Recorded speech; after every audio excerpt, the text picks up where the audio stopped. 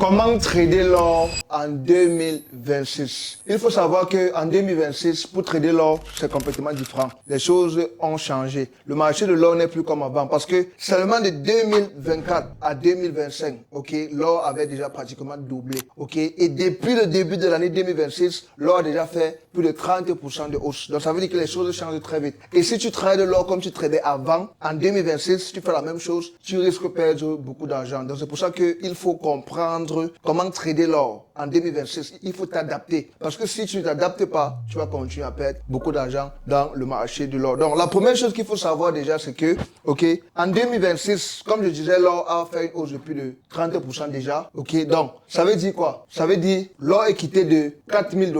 Ok, en 2025, l'or était avec 4000 $ comme ça. Maintenant, c'est déjà à plus de 5000 $. Donc, c'est dans les 5500 $. Ok, donc ça, c'est 2025. Ça, c'est 2026. Ok, bon. Quand on revient, par exemple, à 2024, ok, en 2024, l'or était dans les 2000. C'était les 2000 $. Ok, donc disons dans les 2000 $. Donc, de 2024 à 2025, l'or a pratiquement doublé.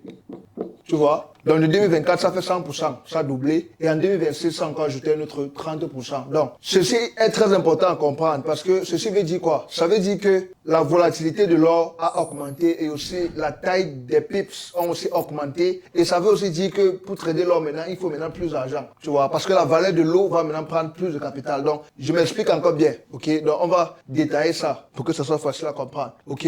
Donc, ce qui se passe maintenant, c'est quoi? Vu que l'or présentement, c'est dans les 5500 $. Ok? Donc, disons 5000. On arrondit, disons que c'est 5000. Ok? L'or présentement est à 5000. Ok?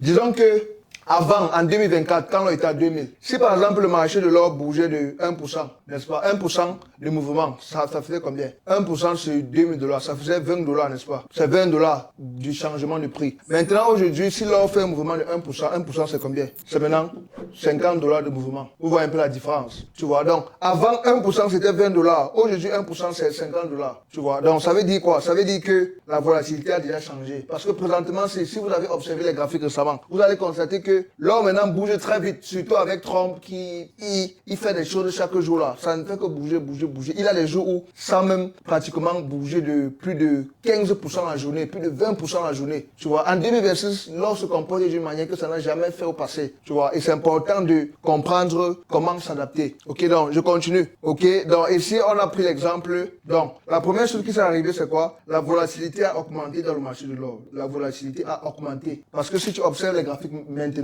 la façon que ça bouge là, c'est du jamais vu. Ok. Deuxièmement, la valeur des lots ont augmenté. Et cela est très important à comprendre. Parce que disons par exemple qu'en 2024, tu avais l'habitude de placer un lot de 0,01 dans le marché de l'or. Ok. Et que ton stop loss était un truc comme 100 pips.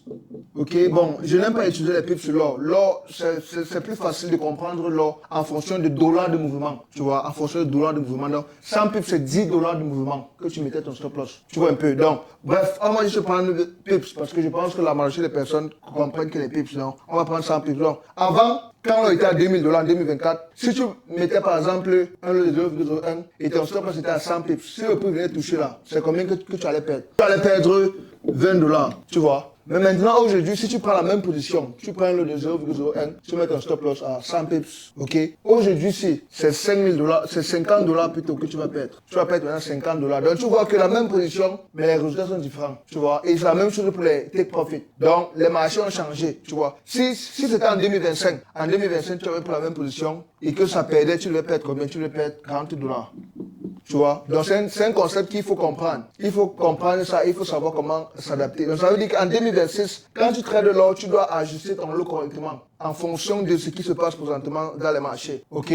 Parce que si tu ne t'adaptes pas, tu vas cramer les comptes rapidement. Tu vois? Tu dois adapter ça déjà à ta gestion de risque. Tu ne dois plus trader comme avant. Donc, c'est très important d'ajuster ton lot en fonction de la valeur de l'or actuellement. Et surtout, le plus important, ajuster ton lot aussi en fonction de la volatilité. Ok? Parce que la volatilité en 2026 est beaucoup plus élevée. Seulement le mois de janvier là, la volatilité qu'on a vue dans le marché de l'or, je ne sais pas si c'est moi le seul qui a remarqué ça. Parce que le mouvement que l'or faisait depuis 2000 depuis janvier, là, chaque jour, ça faisait des nouveaux sommets, des nouveaux sommets. Donc la volatilité a augmenté. Ok. Si on calcule en termes de pourcentage, on se rend compte que en 2026, le marché de l'or, la moyenne, la volatilité était entre 1% de mouvement par jour à 2,5%. Tu vois. Mais en 2026, actuellement, la volatilité est en moyenne, c'est à plus de 3% par jour. Donc la volatilité a significativement augmenté. C'est quitté de 1,5% à 2,5% de mouvement en moyenne par jour à plus de 3%. Donc 3% minimum par jour. La volatilité seulement dans le mois de janvier. Tu vois. Donc c'est important d'ajuster ton lot en fonction de ça. Ok. Comme ça, ton capital serait capable de supporter ça. Parce que si ton capital ne peut pas supporter, tu vas te trouver en train de perdre de l'argent sans comprendre pourquoi. Tu vois un peu. Donc si ton capital est petit, moi j'ai fait une vidéo récemment là où j'ai parlé des comptes standard 5, les comptes qui te permettent de pouvoir trader avec un petit capital, même si tu as $1. Donc clique sur la vidéo si tu veux aller regarder comment trader avec les petits capitals. Comme ça va t'aider à ajuster ton capital selon la volatilité et la valeur de l'or. Voici la vidéo, clique.